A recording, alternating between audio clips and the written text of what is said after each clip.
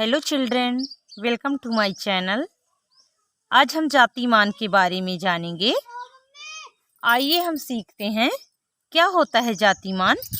किसी संख्या में किसी अंक का जातिमान फेस वैल्यू कहलाता है। क्या कहलाता है?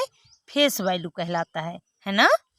उस अंक का अपना मान होता है, चाहे वह अंक किसी भी स्थान पर हो। ठीक है ना बच्चों? वह कुछ भी अंक हो, लेकिन उसका वह मान ही जातिमान कहते हैं उसे, और जातिमान को ही अंकित मान कहते हैं। जातिमान को ही फेस वैल्यू कहेंगे, जातिमान कहेंगे और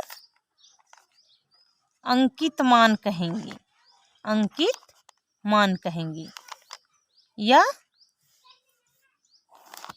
फेस वैल्यू कहते हैं, जातिमान कहते हैं, अंकित मान कहेंगे। ठीक है। अब अगर ये है उदाहरण, क्या है? उदाहरण है 35 और 67 में प्रत्येक अंक का जातिमान क्या होगा? जातिमान क्या होगा, है ना? क्या होगा? इस उदाहरण के माध्यम से चलिए सीखते हैं। देखिए क्या है। अगर इकाई है, दहाई है, सैकड़ा है, ये हजार है, तो इसका जातिमान हमको बताना है, जानना है और बार बार अभ्यास करना है बच्चों। ठीक है।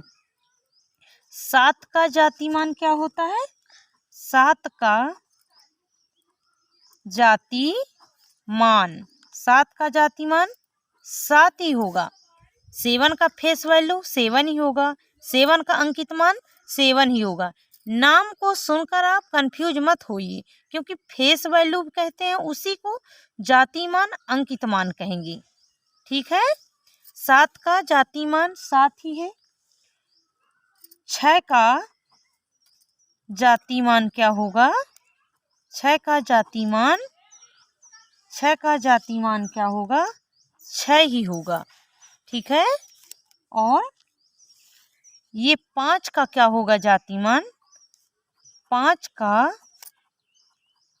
जातिमान 5 ही होगा। 3 का जातिमान क्या होगा? 3 होगा। बेटा, यह 7 का जातिमान 7 ही होगा। 6 का जातिमान 6 ही होता है। 5 का जातिमान 5 ही होता है। 3 का जातिमान 3 ही होता है। और इसी को ही फेस वैल्यू कहते हैं, जातिमान कहेंगे, अंकित मान कहेंगे।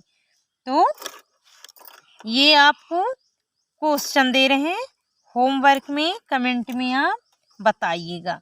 6, 5, 7, 8 का जातिमान क्या होगा? जातिमान क्या होगा? क्या होगा?